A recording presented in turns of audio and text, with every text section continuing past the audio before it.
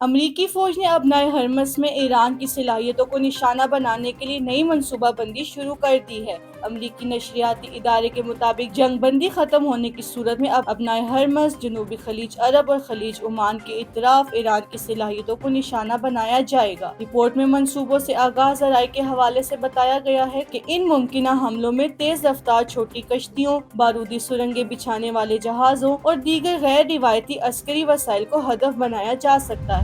امریکی صدر Donald Trump نے اسرائیل اور لبنان کے درمیان جنگ بندی میں بھی توسیع کا اعلان کر دیا ہے۔ امریکی صدر نے اسرائیل اور لبنان کے سفیروں سے ملاقات کے بعد میڈیا سے گفتگو کرتے ہوئے بتایا کہ ملاقات بہت اچھی رہی۔ اسرائیل کے وزیر اعظم اور لبنان کے صدر جوزف اون کی میزبانی کا بھی منتظر ہوں۔ امریکی صدر نے کہا کہ اسرائیل اور لبنان کے درمیان جنگ بندی 3 ہفتوں کے لیے بڑھا دی جائے گی۔ لبنانی صدر 3 ہفتوں کے دوران نیتن یاہو سے ملاقات کر سکتے ہیں۔ جمعیت علماء اسلام کے سربراہ مولانا فضل الرحمان نے کہا، ہم آئین، صوبائی خود مختاری اور 18ویں ترمیم کی حفاظت کریں گے۔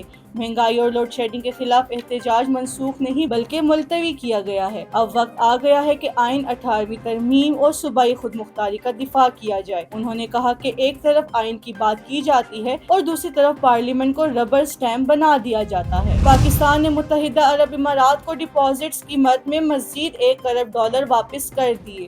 اسٹیٹ بینک کے مطابق ابوظہبی فنڈ فار ڈیولپمنٹ کو $1 ارب ادا کیے گئے۔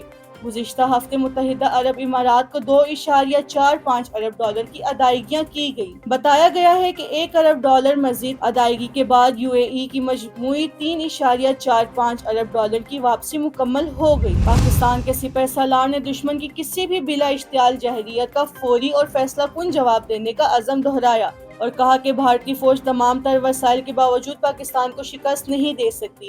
فیلڈ مارشل سید عاصم منیر نے پاکستان کی جانب سے کشمیریوں کو غیر متزلزل حمایت کا یقین دلایا اور واضح کیا کہ کشمیر پر پاکستان کا موقف بالکل واضح ہے۔ یہ ہماری شہرت تھی، ہے اور رہے گی۔ صحافی اسد علی طور نے ایک سیاسی تبصرے میں کہا ہے کہ موجودہ حالات میں ایسا لگتا ہے کہ سہیل آفریدی بھی کسی نہ کسی حد تک مصلحتوں کا شکار ہو گئے ہیں۔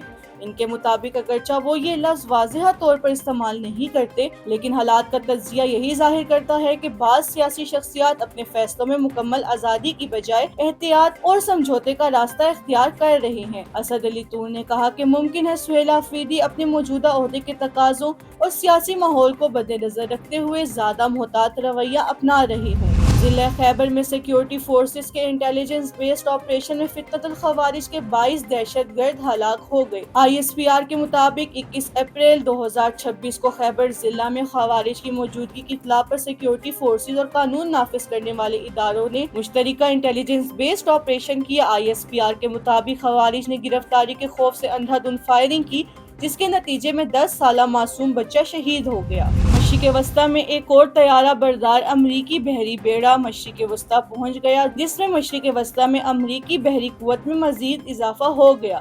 عرب میڈیا کے مطابق امریکی فوج کا کہنا ہے کہ USS جارج H.W. بش طیارہ بردار بحری بیڑا مشرق وسطیٰ پہنچ گیا ہے، جس سے خطے میں کام کرنے والے بڑے امریکی جنگی بحری جہازوں کی تعداد 3 ہو گئی ہے۔ خیبر پختونخوا اسمبلی کے اسپیکر کو تاحیات مراد دینے کے متعلق قانون واپس لے لیا گیا ہے۔ ذرائع کے مطابق اس سلسلے میں تنخواہوں اور استحقاق ایکٹ میں اسپیکر کو مختلف مراد دینے کے لیے ترامیم کی گئی تھی۔ مجوزہ ترامیم کے تحت اسپیکر کو سبکدوش ہونے کے بعد گریڈ 17 کا ایک آفیسر، معاون عملہ، ڈرائیور اور باورچی اور سیکیورٹی فراہم کرنے کی تجویز دی گئی تھی۔ پاکستان سپر لیگ PSL 34ویں میچ میں راولپنڈی نے شکست کے تسلسل کو توڑتے ہوئے اسلام آباد یونائیٹڈ کے خلاف پہلی فتح حاصل کر لی۔ نیشنل اسٹیڈیم کراچی میں کھیلے گئے میچ میں راولپنڈی نے ٹاس جیت کر اسلام آباد کو پہلے بیٹنگ کرنے کی دعوت دی۔